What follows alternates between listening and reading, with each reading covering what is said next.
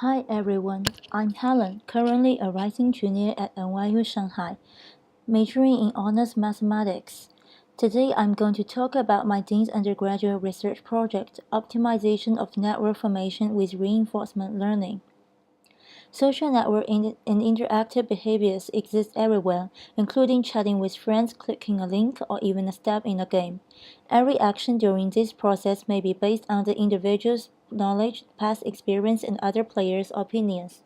The whole interactions can be generally seen as a random process with or without we knowing the rewards. There are distinct updating rules with applicational reinforcement learning, game theory, observational learning, and so on. Also, we may measure a network through different lenses such as stability, total rewards, centrality, etc. In this project, I have generalized and compared some mainstream mathematical models of social network formation as well as their asymptotic behaviors through rigorous proof. I try to generate a slightly more complicated variation with simpler matching rules of existing reinforced models and to give a simulation.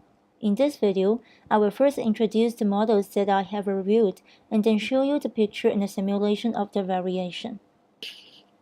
Poya's urn is a well-known discrete time reinforced model. Suppose that there are two urns, one holding white balls, which we define as Wn, and the other holding black balls, we define as Bn. At each time, the probability that the ball is drawn is proportional to the ratio of the number of balls of the same color to the total number of balls, and then alpha balls of the same color along with the drawn ball will be put back into the respective n. So Wn or Bn will increase by 1 respectively. Here the intracts involve the limiting distribution of the probability that the ball of a certain color is drawn and also the number distribution of balls of different colors.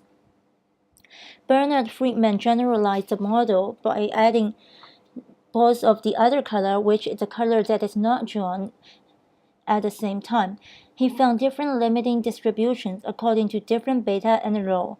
Rho is defined as such.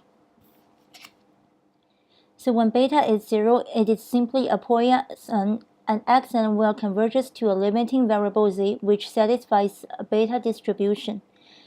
When beta is larger than 0, then no matter how alpha is, xn will converges to 1/2 almost surely. When rho is larger than 1/2, we see that the Zn, as is defined here, is a martingale and it is bounded in L2 space, so by Doobe's convergence theorem, it has a finite limit. When rho is smaller than or equal to 0, an inductive computation of these two expressions uniquely define the normal distribution. Another model is what we call uniform reinforcement, by which we mean every agent will get the same payoff from a certain action. One subcategory of this is asymmetric reinforcement model, where each agent has its own weight on the other agent respectively. Each time, everyone chooses one agent to visit according to its weight put on the other agents, and the host will gain 1 credit while the visitor gains nothing. Through calculation, we found out that the probability that agent I will visit J at time n is the martingale, and for each agent, the limit of its probability of visiting the other agents satisfies the Dirichlet distribution. We can view all agents other than I as urns containing balls of distinct colors, then it is simply an urn model with multivariables, which means more than 2 colors, so the limit distribution is a multivariate generalization of the beta distribution. A slightly different model is where the weight that the host put on the visitor will also increase. Therefore, the matrix of which each line is the weight factor of an agent is symmetric, and the probability that I will visit J at time n is no longer a martingale. So we can express the expectation as such. It is PIGT, which plus another factor. So instead, it can converge to asymmetric stochastic matrix randomly. An important model that I have reviewed is signaling game. What is a signaling game? Basically, there are one sender and one receiver with some sets of states, signals, and acts. The sender observes the state assigned by the nature, which in this case is uniformly random, sends a signal with probability proportional to the respective weight, and the receiver plays an act in response to the signal with the same rule. This is how the cumulative payoff is defined. So the very simple, or we say basic case is the two-state, two-signal, two-act case that has been analyzed by Argento, who showed an optimal signaling system with one-to-one correspondence between state and the signals emerges eventually. Here is how we define the vector. Each term represents the cumulative payoff of the combination of one state and one signal. Then the vector converges to either 1/2 0 0 1/2 or 0 1/2 1/2 0 with probability 1. A general case is the there are states and x, each is S1, and the signals S2. So the final conclusion is that if the graph satisfies these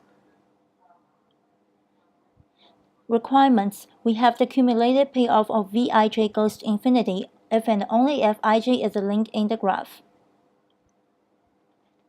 To see this, the main logic is to calculate directly that Hxn is a bounded submartingale and thus converges almost surely.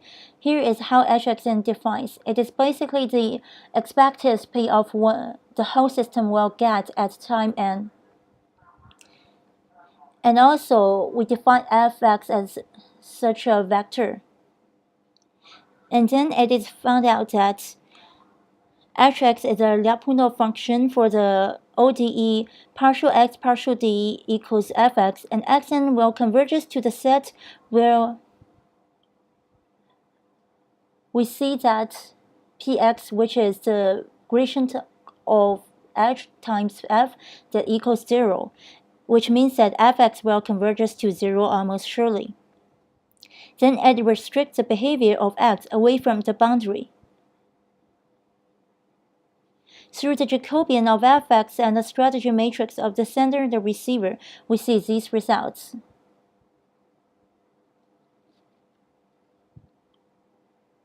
As learning these typical models, some thoughts have hit me. Other than the past interaction or rewards one has with another agent, the distance in a graph, the duration and frequency of interaction, and many other factors also have a large influence on the process, but it is very hard to take all the factors into account in practice. As for a reinforced model, how much does an agent rely on the past behavior, or to say how much weight does it put on the past performance when making the current decision? Another idea is that does the agent solely look into its own belief or also observe the other player's weight on the same object? Based on these thoughts, I have ordered some part of the signaling game and also taken observational learning and discount on the part into consideration. Suppose now that there are three agent set 1, 2, and 3, and then 3 states, or we see acts A, B, and C, and 2 signals P and Q. We define Pi0 as a 1/3 vector representing initial belief or weights that agent I put on each agent, including him or herself. And V and Ij represent the cumulative payoff from I visiting J during the time from 1 to n with initial value that V0 Ij equals 1 for all I does not equal to J, and V and I is equals 0 for all I and n. Then we define a 3x3 matrix T, which each entry is the proportion of one's cumulative payoff in his role. And the Pi will update according to this equation. Then our updating rule is nature chooses the sender I among the 3 agents, then the sender chooses state proportional to the time of successes before the receiver J according to Pin. And in order to get one credit, which means Vn plus 1 Ij equals 1 Vn Ij plus 1, sender have to send signal P in state A and Q in states B and C, and receiver has to place act A in signal A or play either B or C randomly in signal Q. So here is my simulation in regards of my interests. So where a state between B and C fall out of use, or B and C share the signal Q eventually, and how does the tendency of the weight each one put on the others will go as n goes to infinity, and also how the probability allocation will be distributed in the limiting case. So let us first see the simulation of the distribution of weight put on the others. Here's the case that delta is 0.1, and this is after 20 times of interaction, and this is after 1,000 times of interaction. This means that the weight P1 put on itself, and this means 1 put on 2, 1 put on 3, and respectively 2 put on 1, 2 put on 2, 2 put on 3.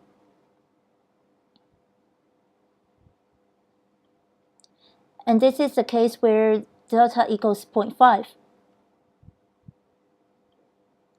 This is the case where delta is 0.9. And here is the graph when delta is 0.3. We can see that all the beliefs on one agent reaches a consensus after some time. And this is delta equals 0.7. So we see that no matter how large or small delta is, which means no matter how much agents depend on its own initial belief or reversely include the other agent's opinions, the belief converges to reach a consensus, and we may say that the weight when put on the other will finally go to about 0.3, which means everyone will have the approximately the same weight. And here is the simulation of the probability that a specific state will be chosen. And we see that neither B or C will fall out of use. Instead, we choose B or C just randomly and then share the signal Q. Finally, I want to see if the probability of agent I choose the rest agents both converge to 1/2 or they converge to some different limit. So these are the simulations at 1,000 times with delta equals 0.1, 0.9.